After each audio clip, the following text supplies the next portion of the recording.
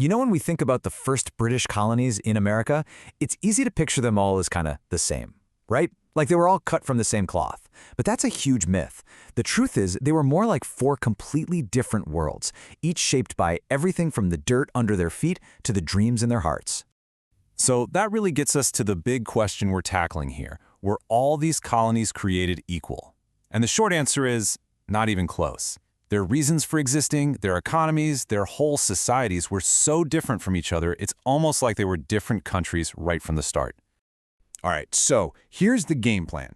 We're going to take a tour of these four distinct regions. First the Chesapeake, then New England, the Middle Colonies, and finally the South. And stick around, because at the end, we're going to uncover this one surprising thing that, believe it or not, connected them all.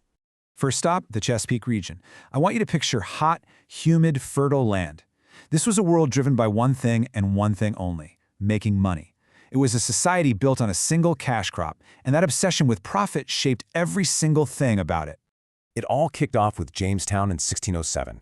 And this wasn't some grand royal expedition. Nope. Think of it more like a risky startup funded by a joint stock company. The investors back in London were dreaming of gold and silver, fast. But for the actual settlers, the reality was an absolute nightmare. We're talking starvation, sickness, and constant conflict. The dream of a quick buck led to total disaster.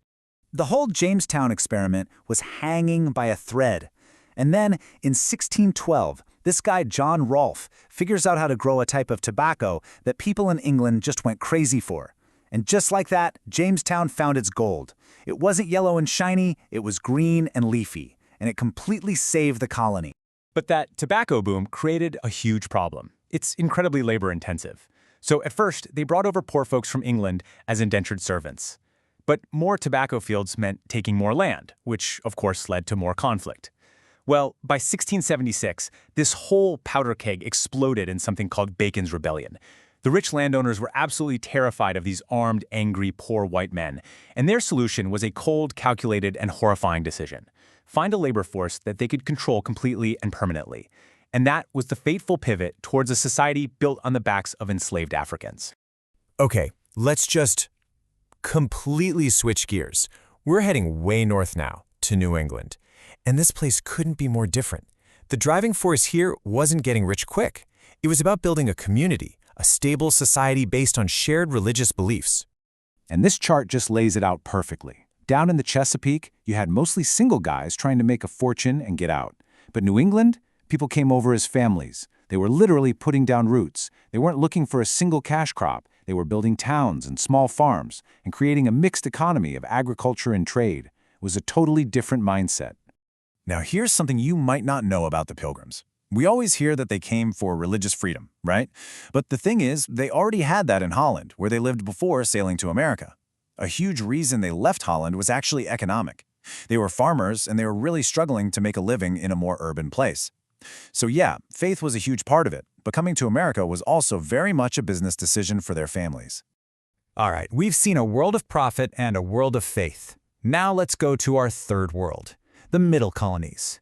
This region really became America's first true melting pot. And they got another nickname, the breadbasket colonies, because they grew so much food.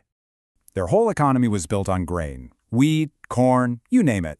The soil was fantastic, and they had these great rivers that acted like highways to the coast. That meant they could easily ship all that grain out, creating a booming economy that was like a magnet for people from all over Europe. And the result was this incredible mix of people you just didn't see anywhere else. You had English, Dutch, German, Scots-Irish all living together. And look, when you have that much diversity, you just can't force one single religion on everybody. It kind of forced them to be more tolerant. This was especially true in Pennsylvania, which was founded by the Quaker William Penn on some pretty radical ideas for the time, like total religious freedom and, get this, actually buying land from Native Americans instead of just taking it. Okay, for our last stop, we're heading south, down the coast, and even out to the Caribbean. This fourth world, thanks to its climate, developed into this incredibly harsh plantation machine. And its model didn't come from Jamestown. It came from the super brutal sugar islands of the West Indies. The economy here was all about these massive staple crops. And listen, if growing tobacco was hard work, producing sugar was just a whole other level of brutal.